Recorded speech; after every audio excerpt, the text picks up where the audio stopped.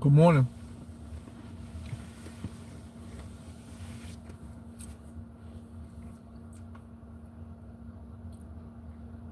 Plane crash alleged Philadelphia.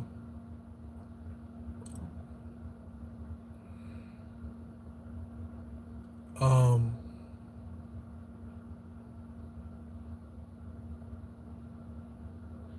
which is detrimental to a mother and her child and everyone else on board the pilot.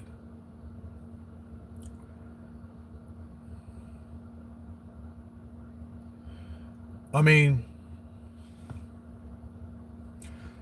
publications, I won't be disrespectful because they're saying that they've identified the people. So let me give you an update according to ABC News, just so we have a baseline of the discussion. A small medical transport jet carrying a child and her mother, along with four other people, was in the air for less than a minute after taking off from Northeast Philadelphia Airport before coming down in a fiery high-impact crash near busy mall Friday evening. The Learjet 55, operated by Jet Rescue Air Ambulance, took off at 6:06 p.m. Friday, climbed to about 1,500 feet in the air, and then rapidly descended. National Transportation Safety Board investigator Bill Hicks told reporters during a press briefing Saturday. All six people aboard the jet, it was detrimental, I don't want to say that word, in the crash, including the child who had just received care from the Shriners Hospital in Philadelphia and was returning home with her mother. There were also four crew members on board. All were Mexican citizens, according to the statement from the Mexican government. The mayor of Ensenada, Mexico, a city in the state of Baja California, identified two of the victims as Lizeth Murillo Osuna and Valentina Guzman Murillo. Ensenada government officials said the plane was bound for Tijuana, Mexico. I've been to Tijuana plenty of times. In addition to those aboard the aircraft and at least one person in the vehicle, detriment, and the crash, and there were at least 19 other people on the ground, in the parking lots, and the cars nearby homes were injured, Philadelphia Mayor Cheryl Parker said in an earlier press release Saturday. There was no indication of a problem radioed from the flight deck of the jet back to air traffic control before the crash. Okay. The high-impact crash left debris scattered across 4 to 5 city blocks. It's a mess, I'm sure. Philly, let's be honest, Philly was already a mess. You understand? I'm in Philly a lot. Oddly, Philly looks just like Brooklyn. It's nuts.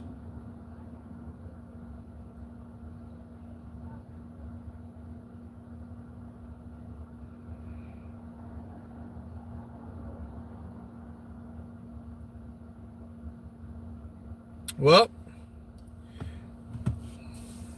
that's the news, the mainstream news. Obviously, we'll get into whatever I'm talking about.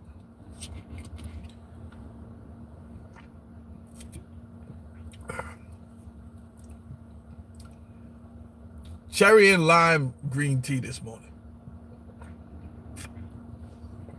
Cherry and lime green tea.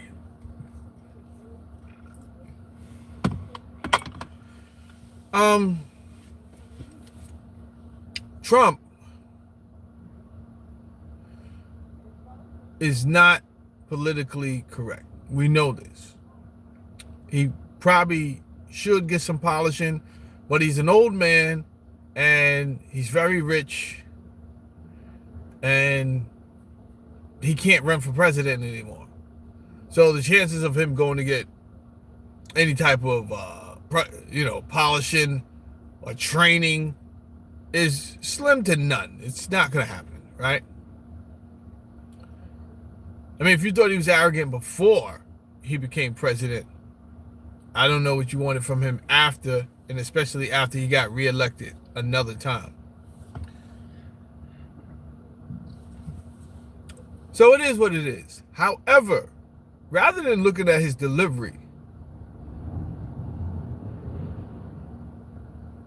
his success rate for being able to call out things and say what things are before the official administrations confirm them, have been spot on. So when the Black Hawk crash happened the other day, and the press, it's crazy when people are so petty, and these different sides are so petty that they will hire somebody out to go out and be a distraction, right?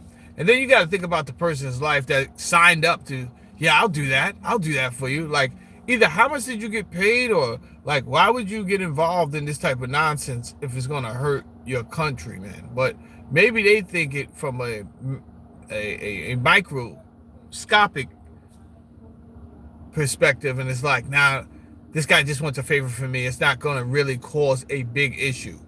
But the favor he's asking for you is for confusion amongst your fellow citizens, amongst the other people here on earth. Confusion could cause a lot of mischief, bro. It could do a lot. So you get these so-called journalists that get up there and they ask stupid questions, right? And we got the press conference lined up, so we will be listening to it. But I'm here sitting here listening to the press conference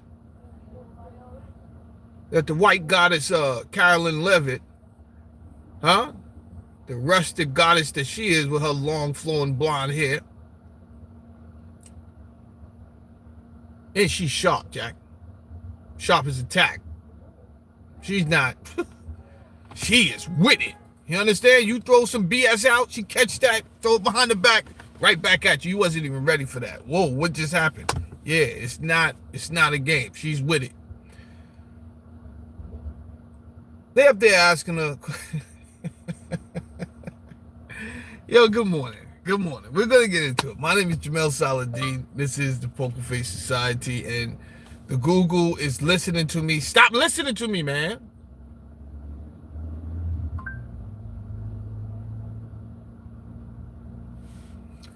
It's crazy.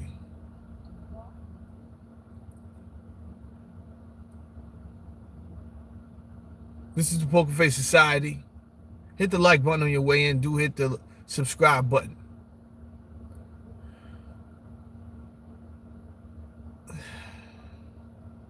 So there were a couple of journalists that was really concerned about the opportunities for the handicapped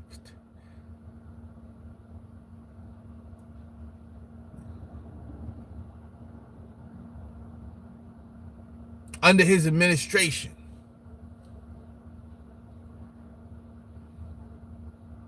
I don't know why they make me do this.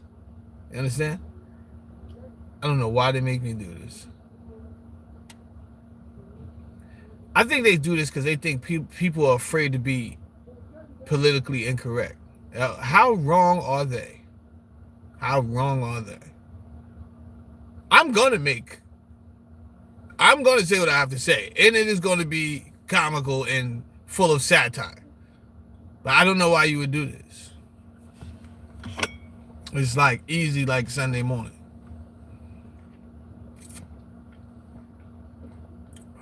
But if that's what they want to do, we can do it. Now,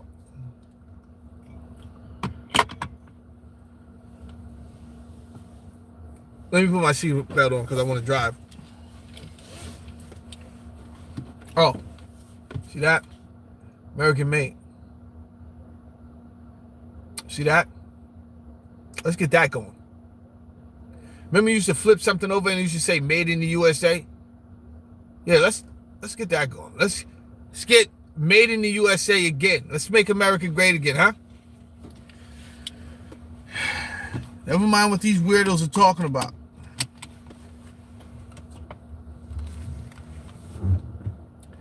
So this is what happened.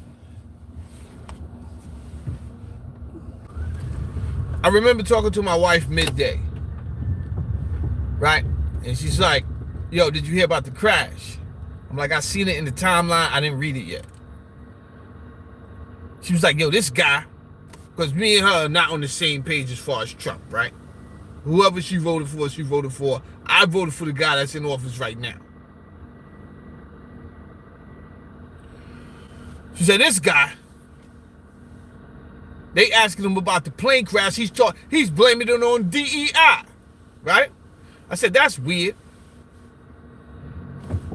But let me check it out myself and see what he said. So I go to listen to Trump talk about the plane crash.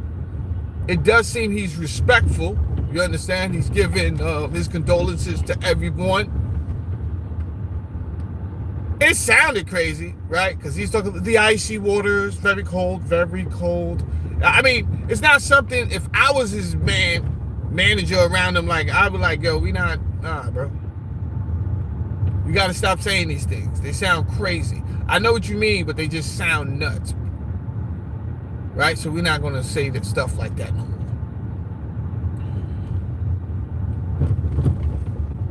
But I'm really waiting for the DEI part. Like, how did he foul this up? Like, I need to know, like, before I start talking. But to be honest with you, I didn't have the patience to finish watching all the way to the end. So I'm like, I guess I won't talk about it. And then some other things started to come out. And then we had the plane crash. And first of all, my condolences to all of the family members of the people who were lost in that tragedy.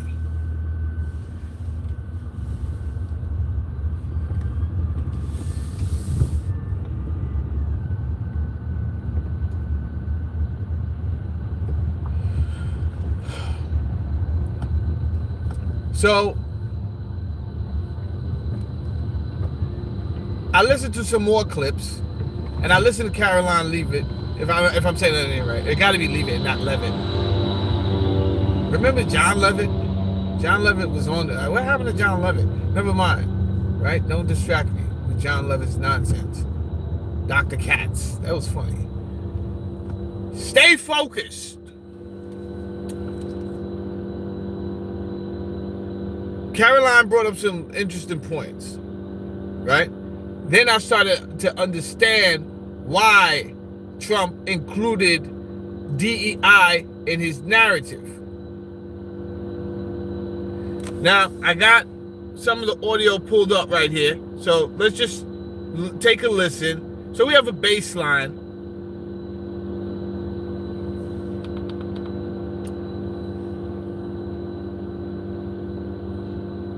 Was asked to fly commercially. The president. What's funny is when the reporter, I don't know why this happened, but when the reporter went to ask a question about aviation and DEI, his mic just messed up, so you can't really hear him that well. And I want to kind of like get his full question for you guys,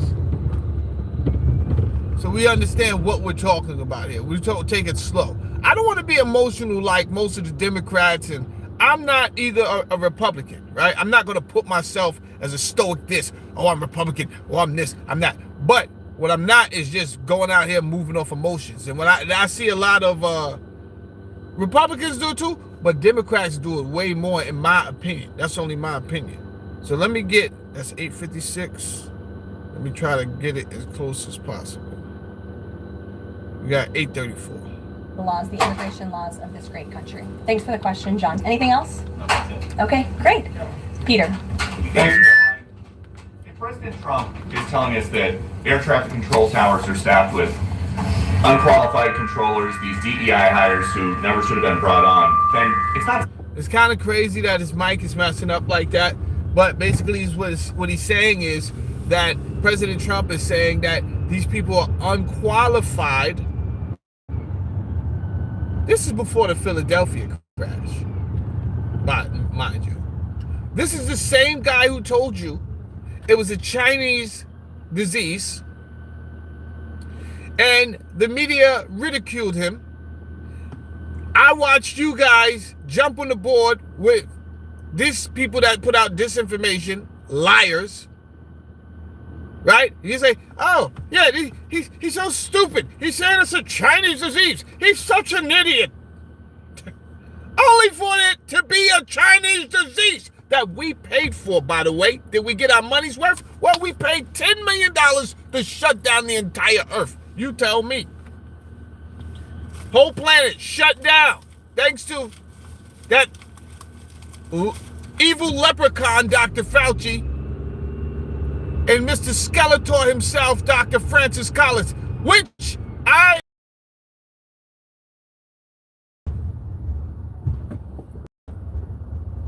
the Biden administration, not Biden, because obviously he's out to lunch. I don't know how they keep on saying Biden gave him a pardon. Let's keep it real. You think Biden gave him a pardon? That's what you think? Keep it real. I watched Biden try to shake hands with a flag, bro. Huh? Keep it real. You think he had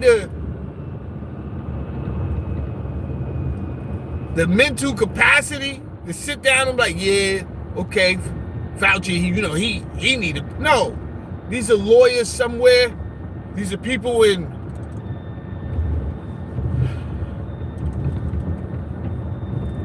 that hold a status somewhere within this cabinet. They just wanted to look out for everybody to make sure that everybody's good, because they plan to come back in 4 years. I don't know. Things are spooky out here. Let's just see if a presidency seat is still available at all in 4 years. Let's just, before we jump the gun, let's just see if there's going to be such thing as a president of the United States in 4 years anyway. Or if there's a re-election. Let's just see what happens. Nonetheless,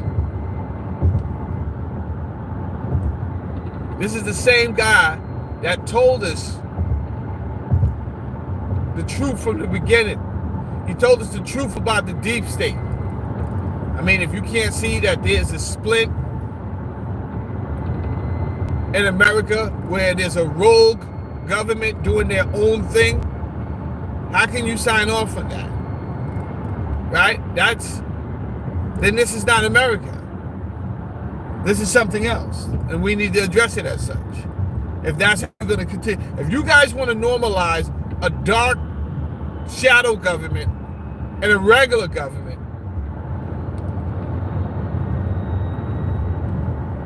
operating at the same time, and we know it, and you just want to continue on with life, then we need to call this place something else.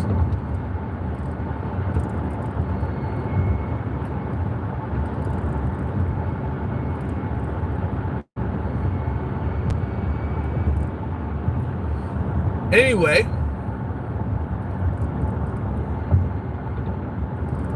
I knew DEI was a big scam.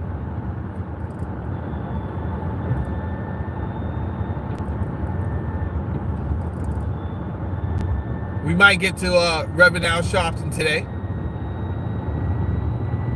leading hundreds over there to Costco to shop and protesting against Target.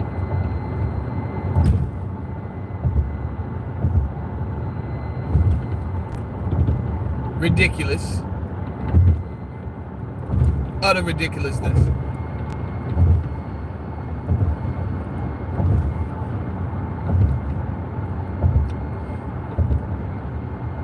So,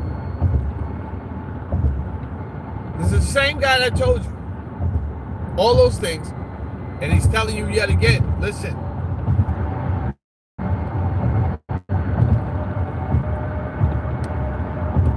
we can't hire people based off their color.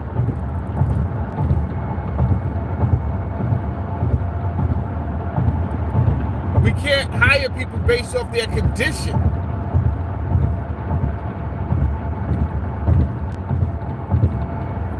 I don't know why I have to tell you that. We are in consistent competition with the rest of the world. And they are bringing their brightest minds to this competition of science, engineering, mathematics.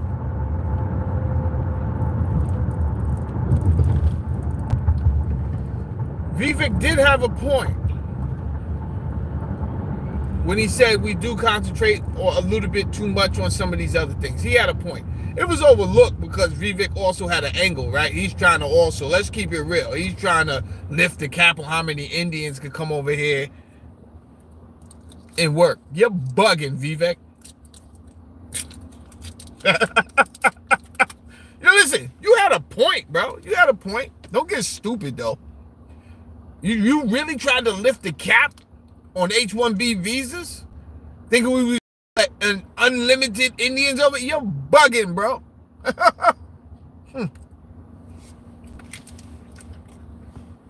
I know you gave something to the campaign, but easy, my boy. Easy.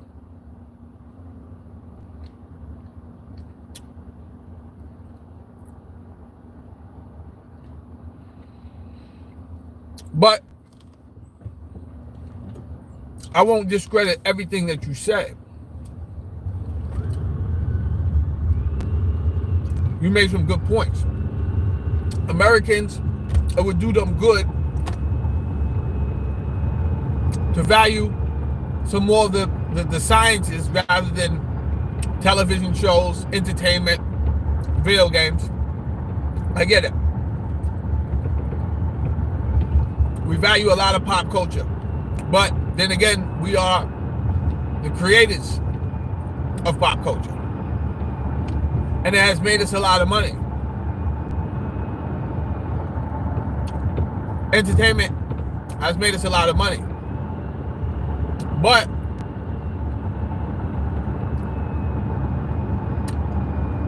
which one is more impactful? Now, that might be dynamic, but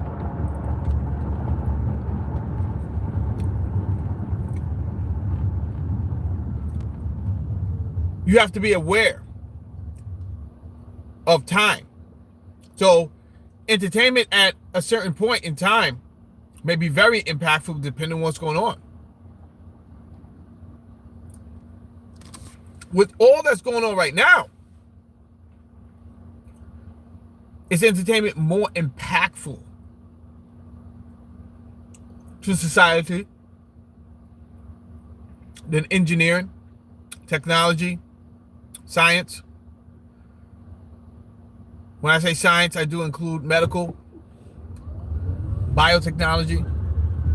There's a lot going on. So, I'm going to say no. Right? I don't care that there's a Phillies game, a Super Bowl, whatever. That's one day, bro. You got people out here making chips that will radiate an IP address inside your body. And you take it as, they're calling it vitamins. They're calling it vitamins. So I'm talking about the impact on a long scale, not like isolated one night. Oh, yeah, I mean, you got the Super Bowl. That's going to trump robotics for tonight. For tomorrow, robotics got it back again, baby. How many jobs did we lose? Let's break out the job report. Let's break out the job report. Let's drill down into this data and find out Why are we losing jobs? And then you're going to come up with, oh, well, more companies are moving towards an automated software system. Well, there you go. Right? So, go Eagles. And for one day, 52,000 people lost jobs this month. You tell me which one is more impactful. So, we can't hire people based off their color. Or if they like to massage man glutes or not.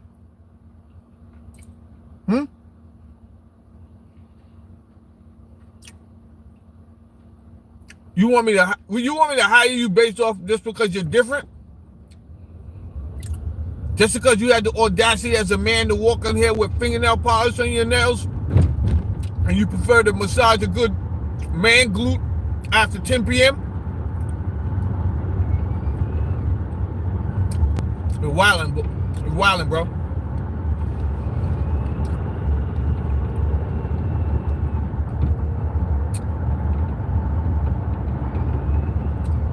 wildin' for a few reasons. Have you tried female buns? They're delicious. You're wildin'.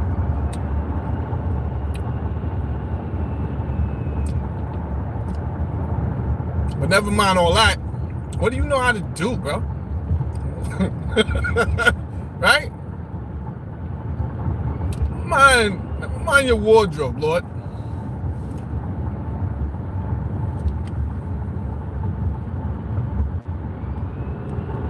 I've worked with several transgenders in corporate America.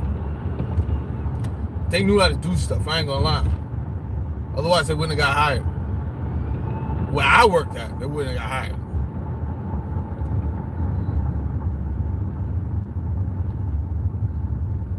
Because you had to know.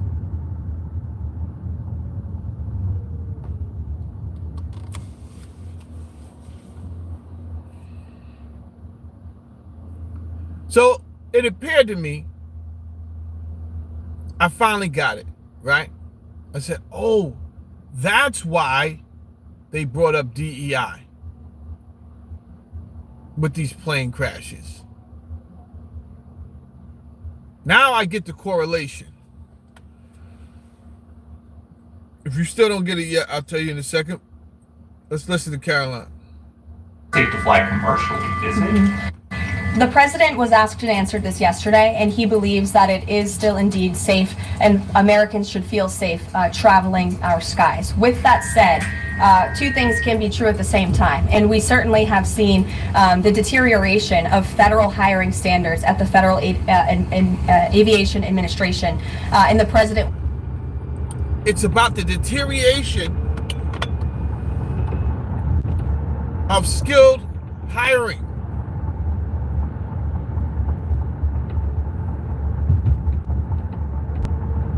Well, they would say it's not based off merit, but just based off policy. How? How, bro? If we intend on being competitive with the rest of the world, how could we move like that? And how could you sign off on us moving like that? You guys out there who are so emotional, bringing up all this DEI stuff as if DEI been around for 2 centuries. Bro, they just made up DEI. Black people, you're bugging. You already had affirmative action. I don't even know why. They only use you as a token Negro. I don't know why y'all so invested in DEI, bro. You really playing yourself and you're making yourself look crazy out here, putting it all on the line for these people. They don't care about the holistic status of us as a people living, as us as citizens. They just think of us as like expendable pawns. That's it.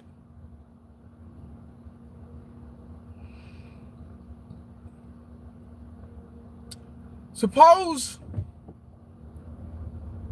you had a good job opportunity, a great job opportunity to work with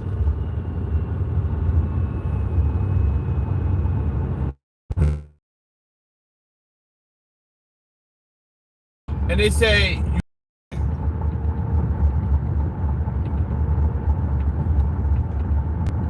get here by this time, right? So you need all your stuff. You don't have anybody else. So move all your stuff into a storage place, right? And we need you out here ASAP. This is your dream job. Your dream job.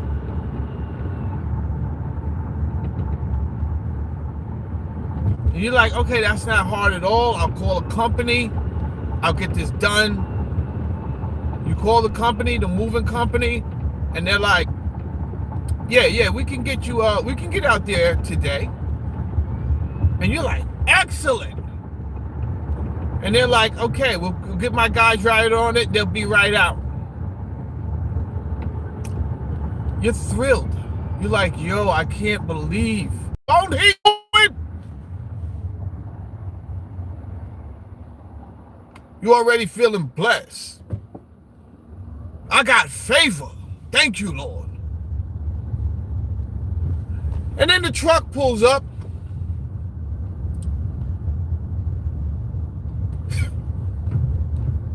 And the entire squad is their handicapped. It's their handicap division. Yeah. The driver can't even fucking walk, right? He's using whatever special mechanics and all of this shit. And you have your doubts and you're like, whoa, what is going on? But he keeps it real. He's like, yo, we'll get it done today. I don't know how long it's going to take. But we definitely, we'll get it done today. You're like, yo, you're tight, right?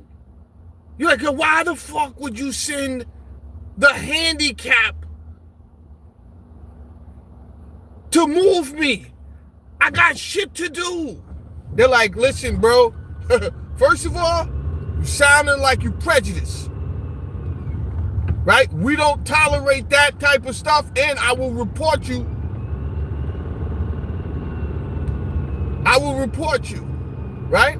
Now, around here, we give everyone equal opportunity. So it was time for this department, for the handicap department, to come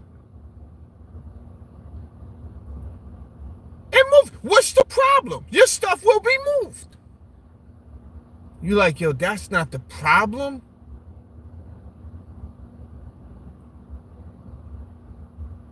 None of your guys could walk. I live up a flight of steps. Yeah. They got it.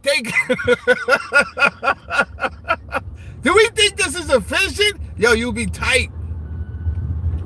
You'll be tight.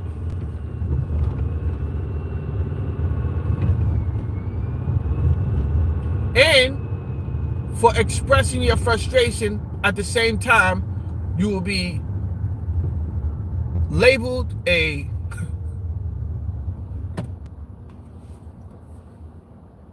you will label prejudice against handicapped people.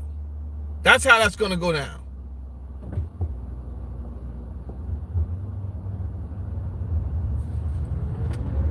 Prejudice against handicapped people. That's all they're going to hear in the end. When in the end, you was probably right. It would have been more efficient to send somebody over that was, physically able to do the job in a more efficient manner. Right?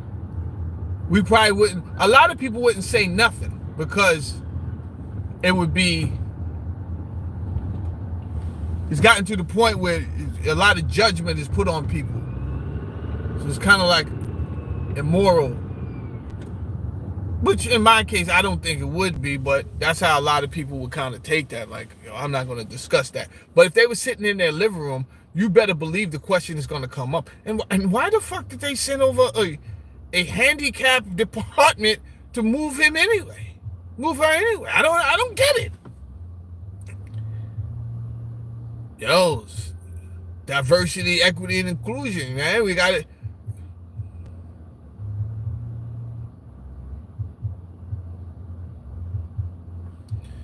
Trust me when I tell you the diversity, equity, and inclusion was all BS. It was a part of the transhumanism agenda. But the component was so far removed from transhumanism that you wouldn't have seen it with the naked eye, right? You would have to really be out here thinking on a certain level to even see that. You have to study certain things just to see that. To have put these connections together. But they do go together. It's just another component to wear down your social constructs, right? Because we have social constructs, but what they have to do is tear them down. So the program helps to erode the current and conservative constructs that we have up there. That's what DEI is for. Because once they erode that frame of mind of thinking that there's only two genders, once you get rid of that stoic ideology, then it will be that much easier to implement transhumanism, which we're gonna go there regardless.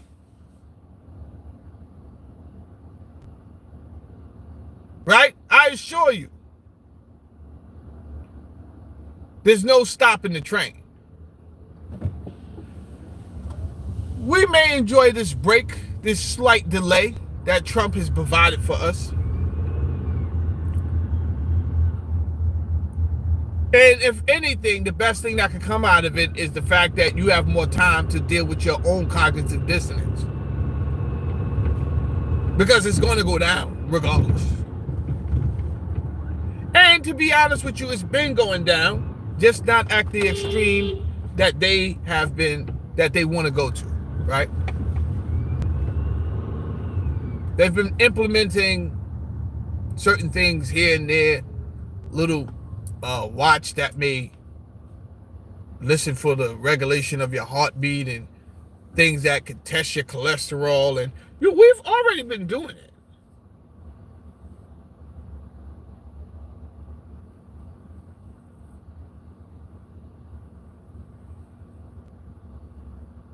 Anything they told us about, we already been doing it. The fake meat, we already been eating that.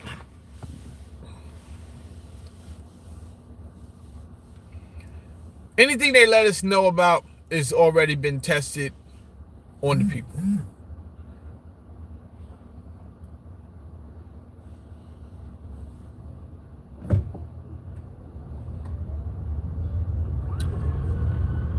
Oh, I gotta do it. You love the fake heading? A couple of reasons. Let me tell you about the fake heading. People are worried about the fake heading. One, I did talk about it. I came in talking about it. Two, I usually do a 2-hour podcast. During that podcast, the conversation could go many places. Three, if I put out what I want to talk about, you won't see my show at all. Because censorship is live and kicking. So whereas I know you're being sarcastic, but censorship of the people and tricking the people into their utter demise is not funny at all, my friend. I assure you. And that's what's going on. How do I know that's what's going on? And I'm not just up here saying malicious things to gaslight the people of the United States, which would be irresponsible. How do you know? Because the CIA just admitted that they do believe Trump was correct about the virus being a Chinese disease. Right? Which means, to me, that they lied. And they allowed a narrative to continue on, which they could have stopped at any point in time. But they didn't. And they didn't until after the guy who caused it all got a pardon from the United States.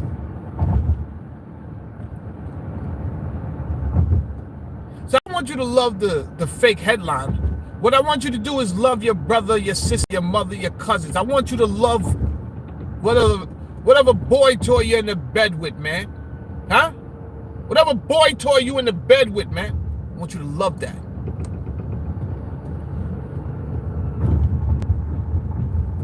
Because these people are putting all of that in jeopardy.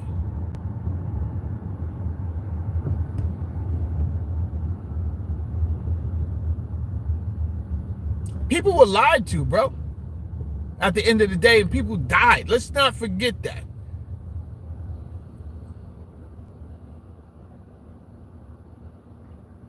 Just let me cook. Let me cook. Let me cook. I know you would agree with me. Let me cook. You know I can't read all the comments, so I apologize to you. But I do get trolls up here who want to spin the conversation as if I'm doing something bad. And they've made it so difficult to just get up here and tell people the facts that you found out, right? And explain the facts. It's not like I even found them out somewhere in some secret book. I have found secrets out in a secret book. But the things lately what I've been talking about, they haven't been found out in some secret book. They've come out on mainstream media. And then they're hidden. Meaning, they have to tell you, yeah, see how I said Trump was right? And then they just bury it with a whole bunch of other stuff.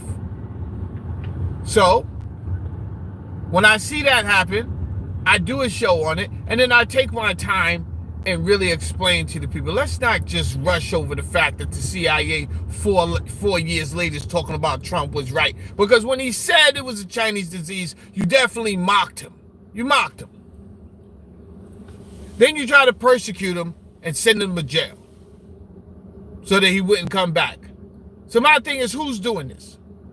And who's on board with the people that's doing this? And why you don't see that there's some type of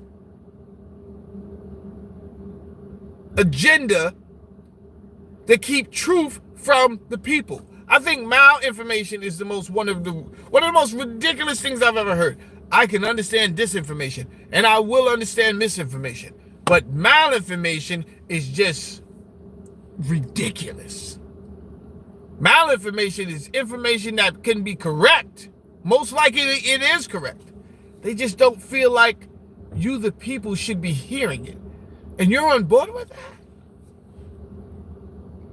Now, I did a show yesterday. This is another reason I had to do the fake title. Well, I didn't do a fake title. We are talking about the Philadelphia crash. But I think backwards. So whatever the core messages, I don't mention that anymore. Because I mentioned it yesterday as a test, and I got 7 people in the room tops. Then, if that wasn't enough, they just cut the feed for no reason. I had 7 people, so they didn't have to cut the feed. They just cut the feed after, like, I don't even know. We didn't even hit an hour. I don't know if we hit a half an hour.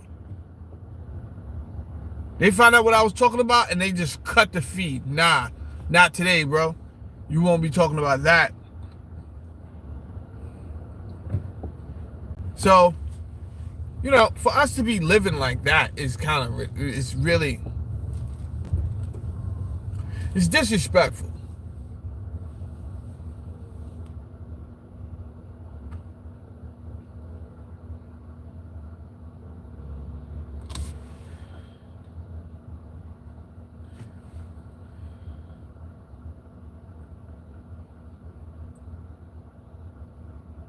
wants to increase those standards. He wants pilots in this country who have the great responsibility of flying American citizens by the tens of millions every single day to be chosen for that position based on their merit and their skills. And so the administration will... So, what's your preference? Do you want a pilot who has a full understanding plus experience to back that understanding? So not only theoretical, but empirical.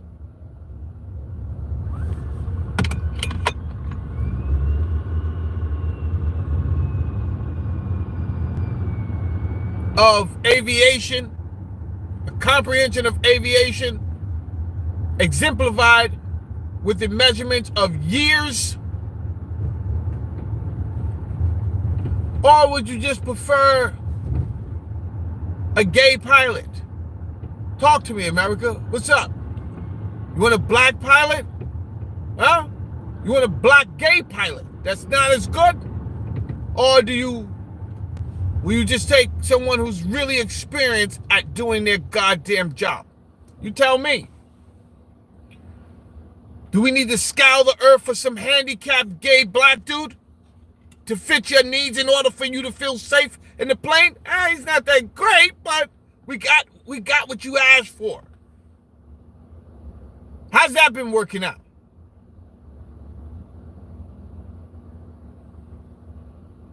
How's that been working out in the past 2 weeks?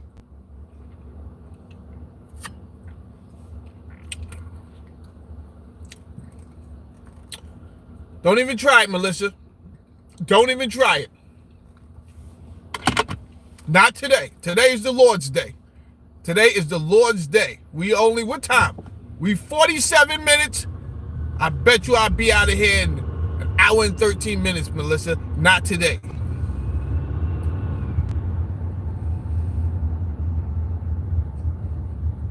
Today's the Lord's Day, Melissa.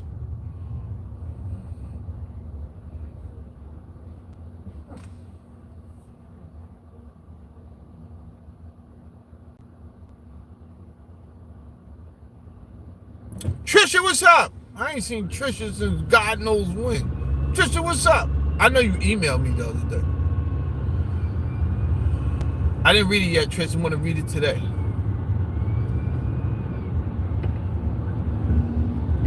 No, Trish. Do not encourage Melissa. Don't do it. Don't. Trish, she's over here. She's not doing chores. You understand? The Poker Face Society is on. I'm not getting in trouble with her family, Melissa Messer. I'm not doing that.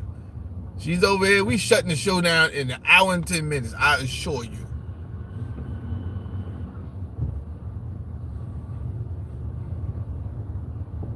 Yeah.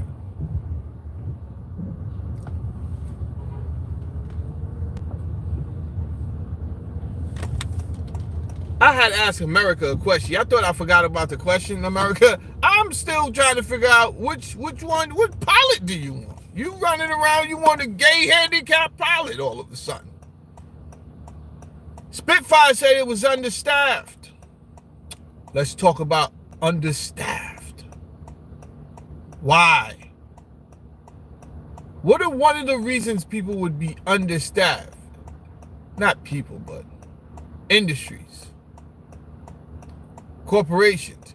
Either they don't have the money to hire, which we're going to say we're not going to go with that one. Or the skill set pool is just shallow.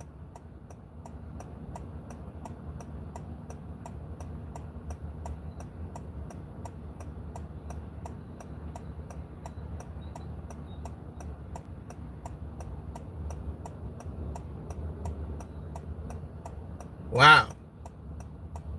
Record breaking this year? That's crazy. So I understand Trump's comment, right? Like I said, sometimes the dude, it's like how he says it and then when he says it is probably shouldn't happen.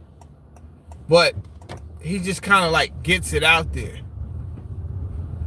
Now this is amazing because You got so many people that are obviously on the spectrum, but then you got some people that might be on the spectrum. Trump might be on the spectrum. Might be. I'm not going to say he is.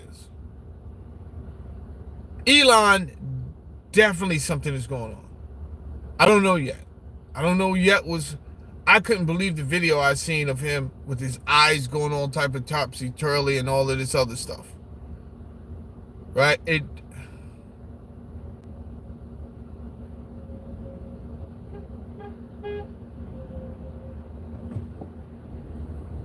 It's definitely giving tinfoil hat vibes, right? If I was to tell you I don't even want to repeat some of the things that people are saying that I kind of think may have a little bit of validity to it, right? Because it's too early for me to be put in that category on a Sunday morning. Maybe tonight I wouldn't care. You understand? I'll get on a couple of Red Bulls. I don't care what you're talking about. But it's not, we still got 5 minutes before noon, bro. We still got 5 minutes before noon. And I don't have no religion, but I have reverence. I don't have any religion, but I got reverence. So let's just keep things sacred.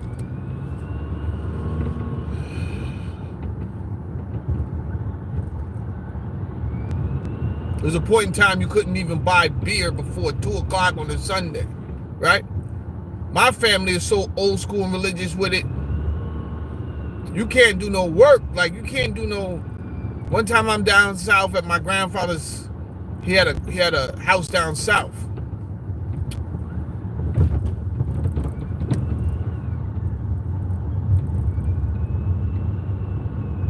I woke up, I hopped on the tractor. I'm out there minding my business, cutting the grass. Now, the acres we live on down there, that's all family. So it's like 77 acres altogether, but all the houses you see there, stop.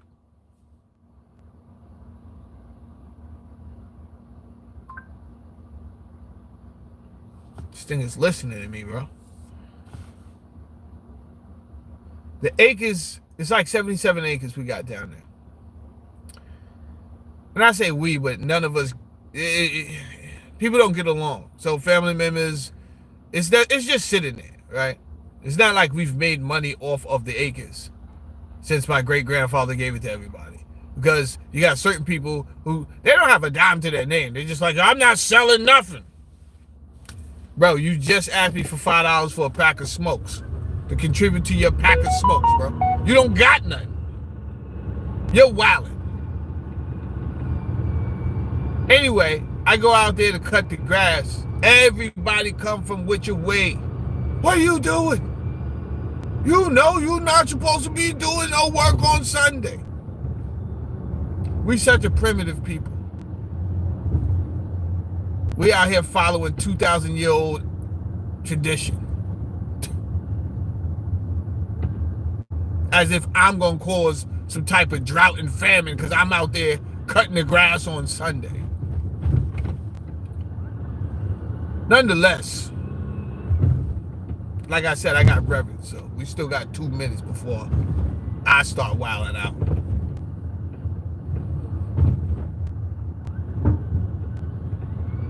But every day has a feel, you would say, right? I know I'm not the only one but every day has a feel.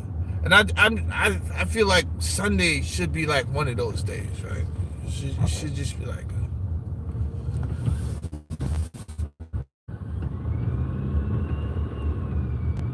that's the phrase, easy like Sunday morning. It should have a feel. Easy going.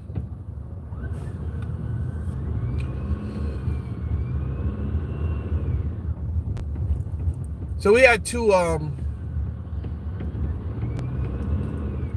plane crashes, plus the drone topic. But we had the Black Hawk, who wasn't flying at the right altitude he was supposed to be flying, which, you know, no disrespect, but that many people could take that signs of signs of incompetence, right? So that's a sign of incompetence.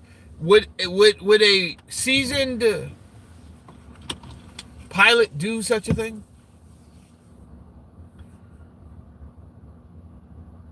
Ryan Street, where you been at, bro? Ryan been working. Not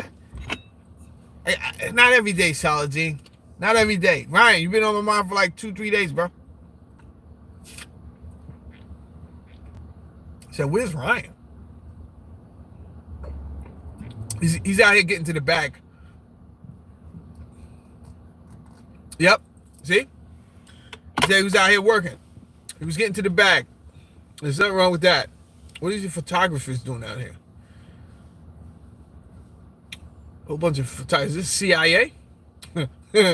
Uncle Andy don't want me to say that word. He says my numbers drop every time I... Let me talk to them. I think this is CIA. You guys with a magazine? You guys with a magazine? I mean, I just document graffiti on Instagram. Get out of here, bro. Yeah. Okay, you guys are part of the hip hop community then. Yeah, I guess in a loose way. You are, bro. If you out here doing your thing, I'm trying yeah. Just preserve what's going on, you know. Okay, I gotta follow you then. Oh yeah. And I'm going live right now. Just tell everybody your Instagram real quick. Going live? Yeah, no, they're already live. I was already going live. I'm going live right here. Oh shit. Yeah. Okay. Yeah. I was like, what's going on? No, what's your Instagram? Into spaces. Into spaces? Yeah. You spell it just like that? Yeah, just INTOSPACES. Okay. Just one word. How long you been doing it? Since 2008, probably 2009. INT? INTO. Sorry. INT. T-O. Yeah, SPACES. Yeah, top one right Top there. one? Yeah. That's dope. Oh yeah, you got a lot of followers, man. You guys are out here doing your thing, bro. Yeah, gets it around the city. Now, I just did a show yesterday, and I was talking about hip hop. Coincidentally, so I was talking about how Martha Cooper and Henry Chalfant, these guys were really pioneers in the game of hip hop. Nobody likes to give them their acknowledgement and their accolades. But I don't think it would have got as commercial hip hop. I don't think it would have got as commercial without their participation in hip hop. You understand what I'm saying? Yeah, preserving the culture. They're there and they're documenting it, which is gets it out to the masses. Right. So it's still like, photography and documentation is an important part of it. Now they got a lot. They were allowed to meet some of the graffiti artists. Did you guys ever meet some of these people? You know some of these people? Yeah. Over the years. Over the years, not you at find first, but as involvement goes on, and you see the same people, you kind of run into each other. Are you going to do an exposition like they did? They got a lot of stuff together, and then they eventually did it. Maybe one day. I do little books. You do? Okay. Yeah. Okay. He just put one out like last week. Yeah. Get out of here. Yeah. All right, I'm going to check out your stories and everything like. Yeah. So my brand is Poker Faced Society. Okay. I'm on Instagram, but I haven't posted any photos yet of Instagram for this year. Yeah. But if you do remember you're doing any type of function or anything like that, look me up. I'll come out and everything like that, man. All right, good meeting you guys, brother. Likewise, man. Yeah. Have a nice day, man. You too. Take care. Peace. I'm gonna get the stuff on. I think that's all. Social scientists. You guys don't believe me. I'm random, bro. I just talk to people, right? Because you don't know. You never know who you're talking to.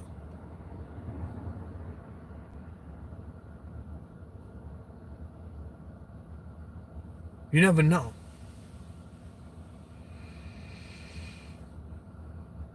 Now, just these guys are not getting paid. This is what I'm saying. I don't want to go. I just talked about Henry Chalfant yesterday and Martha Cooper, right? And I've met some people who didn't want to give them the accolades in hip hop, and I don't want to go back into another hip hop story, right? But it pisses me off because mainly the only reason they don't want to give them their accolades is because they was white, bro. And if these people was black, you would give them their accolades. But you got to keep up this narrative that, the hip hop that we know today wouldn't be anywhere without just black people, which, It's just not true in my opinion. I gave my reason for that yesterday. I'm not going to go back into that today. But these guys right here, right? You didn't see them. They were two white guys. And I don't think anyone's paying them to do this. They're just coming out here and documenting graffiti. So why, when they do these things and then they blow up, right? These guys are in the cold. You're not cold. Yo, I usually have on a baseball cap, right? Do I got on a baseball cap today? No, I have on a Scully. You know why? Because it's freezing outside. And they're out here taking pictures of graffiti, bro.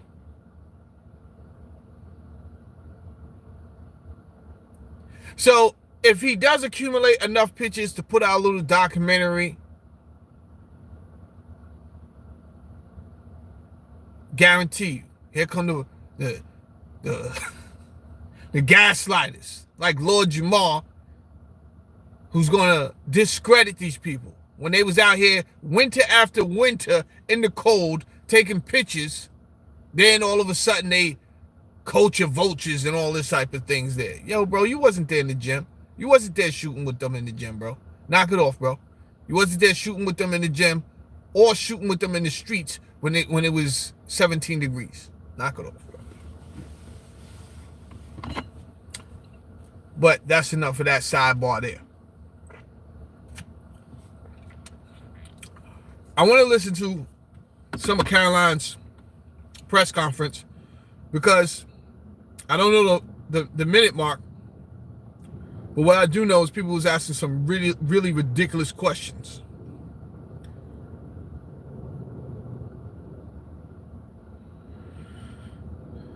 Continue to prioritize this. Was the air traffic controller in the DCA tower on Wednesday night hired or not fired at some point because of his or her race? That investigation is ongoing. And so when we have updates on the exact individuals who were involved in the collision, including the air traffic controller, also the pilots of the helicopter and others, we will confirm those. I don't want. Did he say they were fired because of their race or hired because of their race? I think both is ridiculous.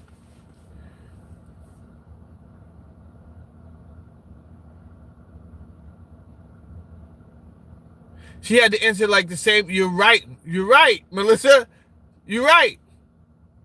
I thought there was a glitch in the video, right? I'm sitting there listening to the video, and a lady asks a question, and I'm going on doing what I do, and then the same question comes up, and I say, wait, is this a repeat? Like, what's going on with this?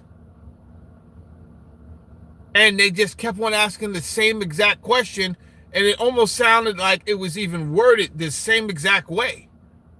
I'm like, this is weird, bro.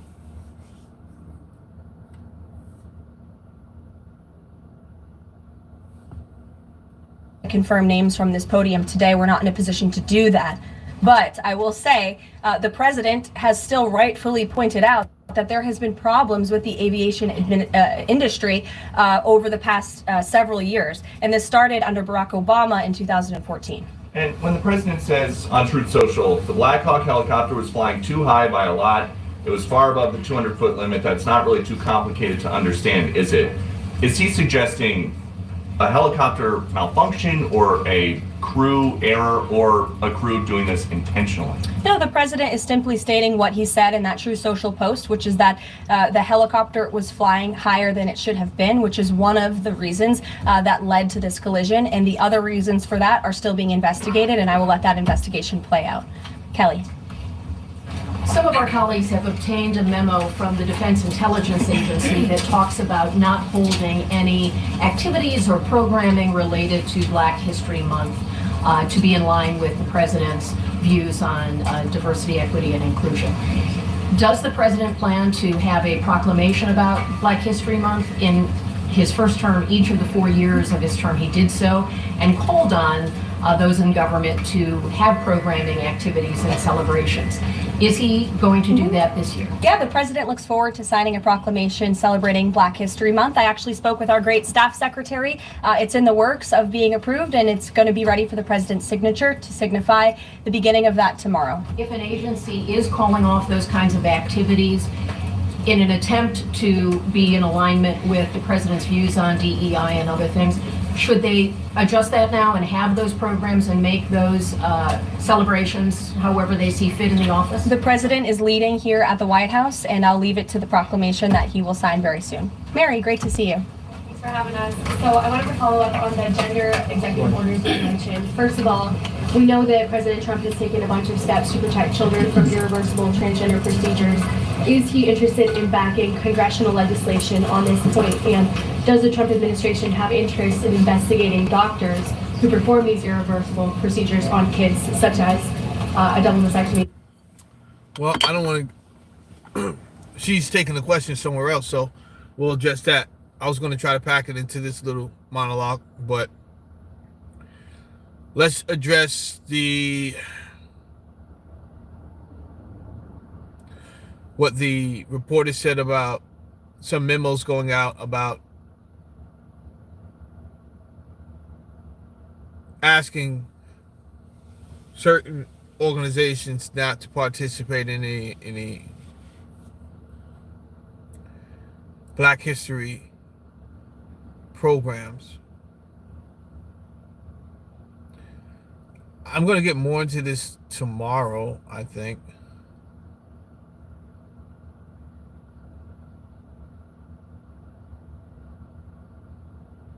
And I don't necessarily agree with Trump or Tom Cotton's.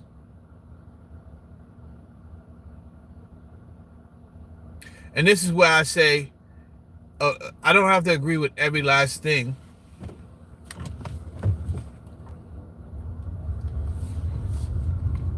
That Trump does in order to vote for him for my president, right? So, from what I was reading, and I'm still doing my research on it, right? And take into consideration Trump is getting his information from his advisors. So we've seen how that went before, and we're still seeing how that goes now, right? Not every advisor he has, I'm going to see eye to eye with. But he hired them for a reason. And quite frankly, I'm not ready to throw the baby out with the bathwater. So it does appear that Trump might think that a lot of the Black history gaslights and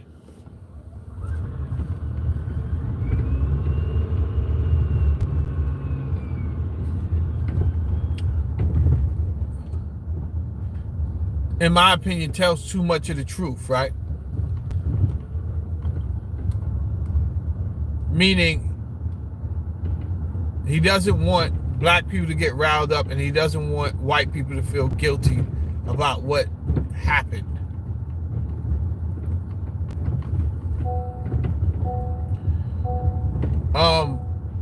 I'm against not telling what happened, right? It's not about gaslighting, right? Now, if a classroom is sitting around playing Mississippi Burning every day, then obviously I'm against that, because this is gaslighting, right? You just, first of all, this is fiction.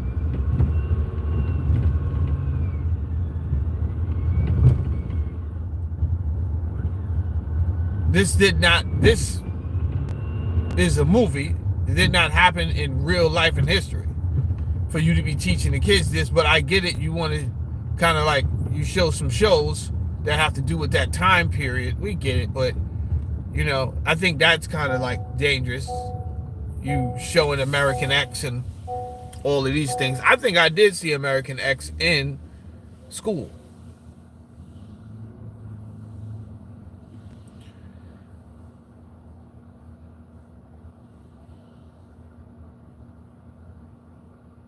No, you'll see why I'm saying this tomorrow, Melissa.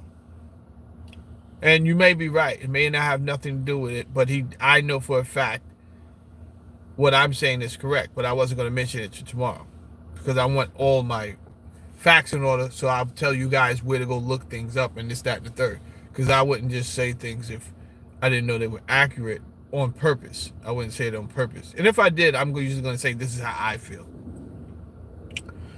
But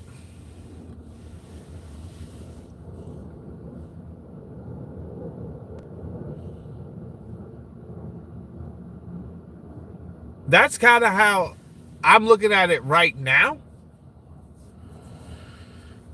About what she mentioned about the memo and everything. Because, and also, let me just finish that thought. DEI has drastically and aggressively and ridiculously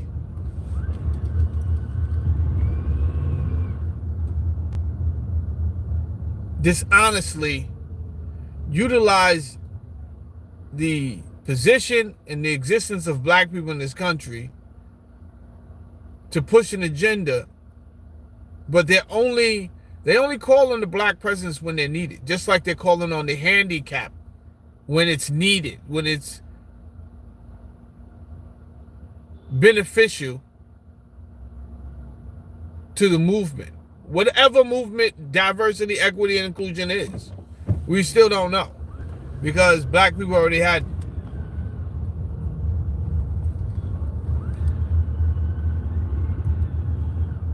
they already have affirmative action. So we didn't necessarily need DEI.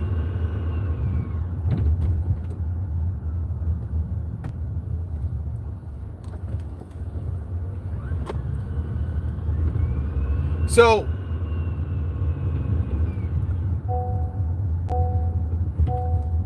I doubt Trump brings back DEI. But even if he did, right, he would stop it right now because he has to figure out all the money that's going into this and to analyze the program just a little bit more, right?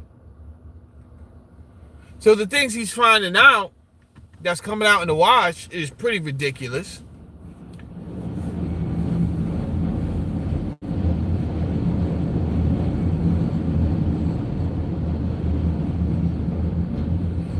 In jobs that's given, I don't think any job should really just be given just because your skin color, or if you're handicapped, or if you're gay, or if you're transgender.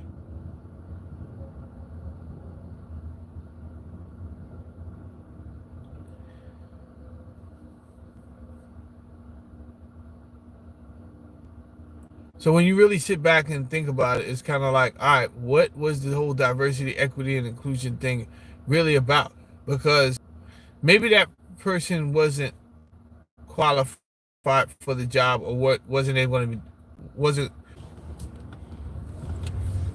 I don't know if they're trying to kill my feed on purpose. I don't know if they're trying to kill my live. I don't know what's going on. Let me just move up here.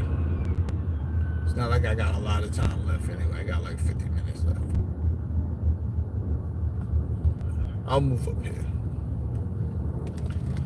If someone did not hire a black guy, maybe there was something about the black guy that he just wasn't as skilled for that position.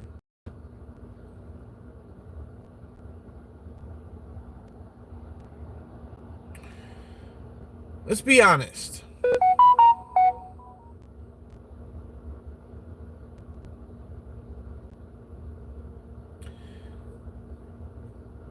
Corporate America, they want things to look, sound, and behave a certain way.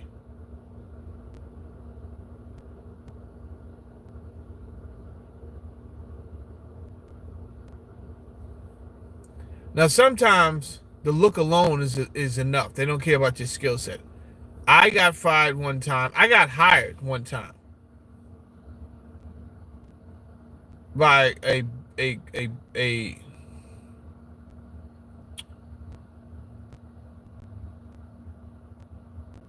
pretty successful money management fund, money management company. They hired me in Connecticut, but their office was in Manhattan.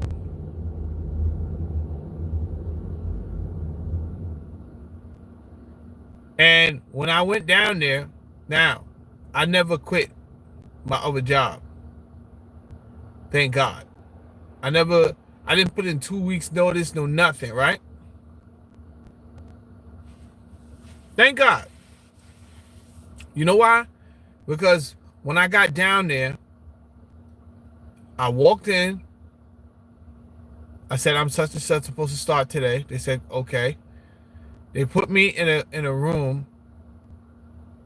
And then I got a phone call from the guy who hired me and was like, hey, man, I'm sorry, man. I wasn't supposed to hire you. And I'm looking around. I'm the only black guy in there.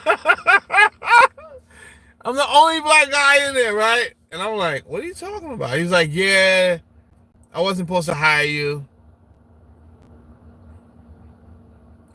I'm sorry to do this to you.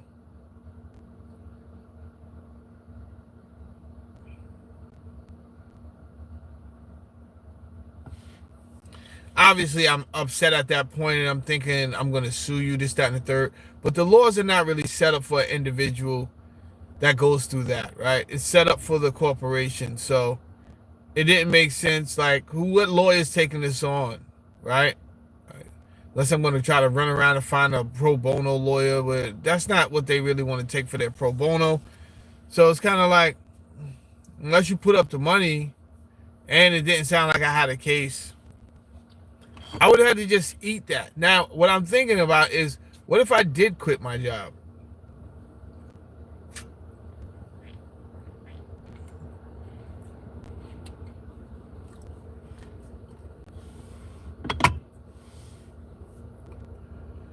That would have been messed up. I would have been messed up. But I didn't quit my job because I was trying to double dip in it in the first place. This is America. You got to do what you got to do. Because clearly they do what they want to do. They hired me, and then all he said to me, no remorse, hey, sorry, I wasn't supposed to hire you. Obviously, I took that as, yo, I walked in there, they seen a black man. He's like, nope. I've seen this done in corporate America. Not with black people, with women too. I've seen this done. Lady walks in, she's not hot. I don't know who hired you. You're not the standard at, like, I worked at a company where all the women that was at the front, they were smoking hot. So I walk in and I'm like, oh, you're not gonna be here long. And they wasn't there long. Go on. You're not smoking hot. You not smoke. That's just what it is. I'm not trying to be, you know what I'm saying? To their standards, you're not smoking hot. Maybe to your boyfriend, you smoking hot. To their standards, I'm telling you right now, you're not smoking hot. And they're going to get rid of you. And they did. The world is not a perfect place.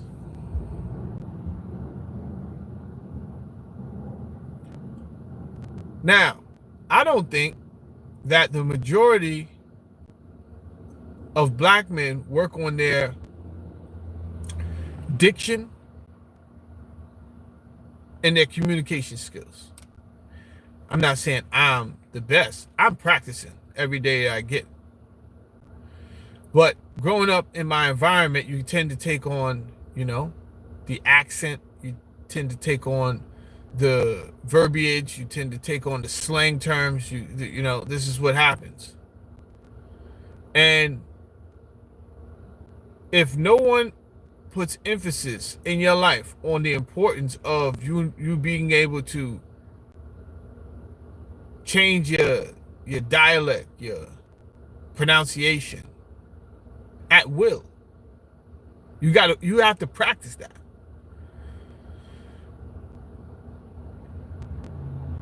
Tell them the truth. Tell these young boys the truth, because you're going to find it hard to get a job in the corporate world if you can't do that. You could get a blue collar job probably no problem. But what I'm telling you right now, I'm not telling you how it should be. I'm telling you what is. They're listening. You're going to be, you are a symbol and a representation of that company.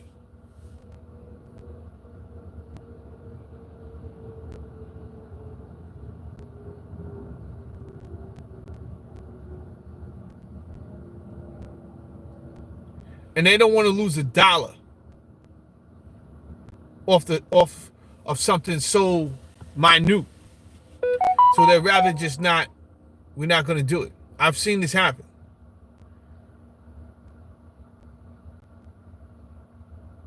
So why can't that be the situation? Young black men, we can't take hip hop with us everywhere we go. Everywhere, don't assume, but we live in our own bubble and we look through our own lens.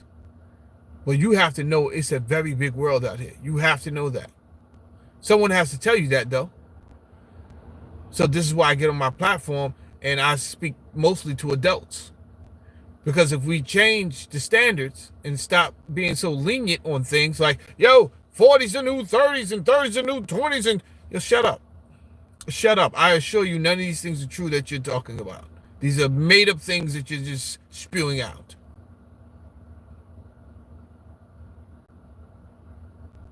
And there's nothing wrong with being able to talk street talk, because I do it. I know how to do it very well, because it's probably my first language, right? You want to speak a second language? Try to speak the King's English. Learn the King's English. Understand knowledge yourself. Listen to yourself. Record yourself. And listen back to yourself. And tell me this is the guy you want on a project explaining things to different team members. How many times did you say, you know what I'm saying? Right? No, they don't know what you're saying, bro. They have no idea what you know what I'm saying. So basically, you know what I'm saying, you know what I'm saying, you're gonna put the thing over here, you know what I'm saying? Nope. Absolutely not. Don't know what you're saying.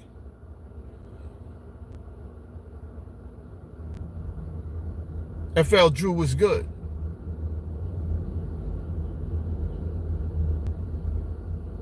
Now, am I putting all of the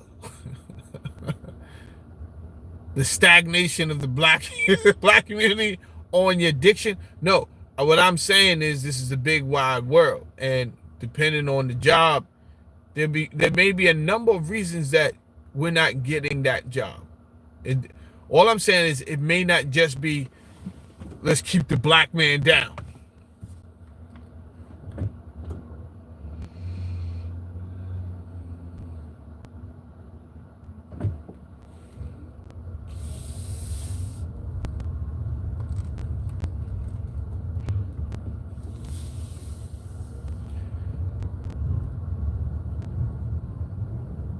You want to make $125,000.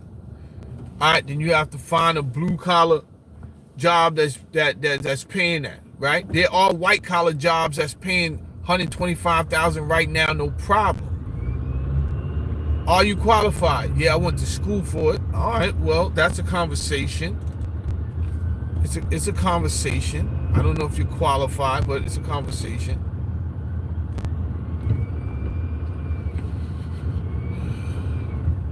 But if we're going to give you a chance, you have to influence me. And no one is stupid. He's listening to how you answer your questions.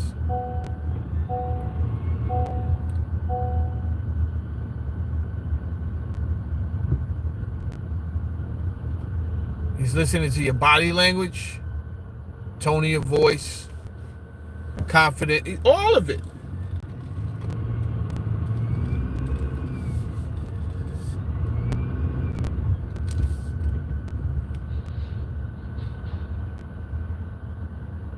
To be honest with you, I would love to really be in schools more, working. But like I said, they don't put money in schools like they should. So it's driving a lot of people like me that should be there that can't honestly be, I can't afford to. I can't afford it. It's not like I don't love my community. I do. But I love my family more. Let's be honest with you.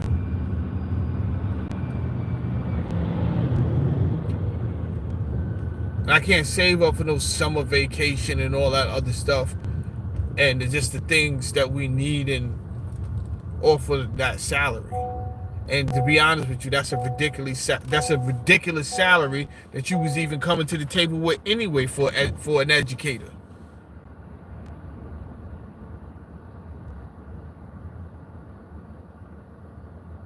We got 33 minutes left. I just want to listen to On a minor girl. Well, the president has already taken a very strong stance on this issue this week with the signing of his executive order. A few executive orders in this space. First, he made it the official policy of the federal government that there are only two sexes, male and female, and we have directed all federal agencies to comply with that policy. As for congressional legislation to support the president's agenda in this space, and certainly ending the mutilation of young children, the chemical castration of young children, which is a barbaric practice that the vast majority of Americans do not support for young minor children.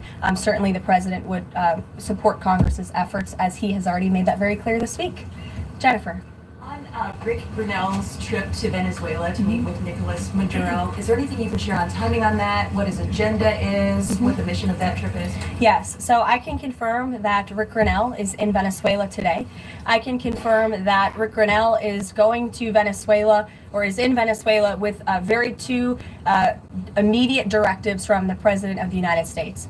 Number one, Rick Grinnell has been instructed to identify a place and ensure that repatriation flights of Tren de Aragua members, of Venezuelan nationals who have broken our nation's laws, will land in Venezuela. As I said at this podium a few days ago, we expect every nation on this planet to cooperate with the repatriation of our citizens, and so Rick Grinnell is in Venezuela to ensure that can continue. And number two, Rick Grinnell is in Venezuela to ensure that all U.S. detainees in Venezuela are returned home. That's his mission, and I will provide a readout after this trip. On Bob Menendez, can you tell us if anyone has approached the White House or the president about a pardon or a commutation? I have not been part of those discussions. If they have, I'm not sure if they have, but I won't speculate on potential pardons that may or may not happen. To my awareness, the answer is no. Justin. Hey, friends of Reuters are reporting that the president has made a decision on the Canada and Mexico tariffs, but that they won't actually be implemented until March 1st. I was wondering if you could confirm that and talk through some of the president's thinking. I saw that report and it is false. I was just with the president in the Oval Office, and I can confirm that tomorrow, the February 1st deadline that President Trump put into place at a statement several weeks ago, continues. The president will be implementing tomorrow a 25% tariffs on Mexico, 25% tariffs on Canada, and a 10% tariff on China for the illegal fentanyl that they have sourced and allowed to distribute into our country, which has killed tens of millions of Americans. These are promises made and promises.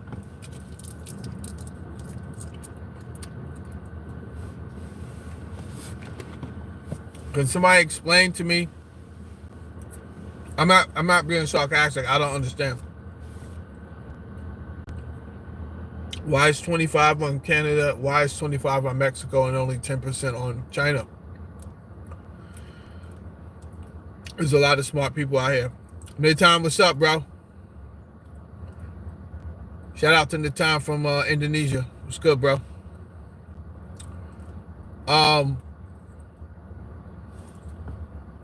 Explain to your boy. You know what I'm saying? If I got any economists in the house, let me know what's going down. I think I got an idea, but I want to hear from you guys. Kept by the president. The president yesterday said that last night he was planning to discuss whether an exemption would be made on oil imports. Do you have any information on what decision he made there, or will there be exemptions at all offered under those? I don't have an update or readout for you on the exemptions, but those tariffs will be for public consumption in about 24 hours tomorrow, so you can read them then. Stephen Nelson. Thank you very much, Ron. I have 3 questions, if that's all right. I'd like to ask you about press freedom and then about 2. All right, so Melissa says he's using the tariffs on Mexico and Canada to get them to close their borders. Yeah, so I didn't know they were using Canada as a trade route to get in so much illegal products as well. And when I say illegal products, I'm talking about the fentanyl and all of that. So I understand. That makes sense to me. So I would encourage them to do what they need to do if they don't want these tariffs. The Mexican cartel has responded by showing up to the borders and actually choosing violence.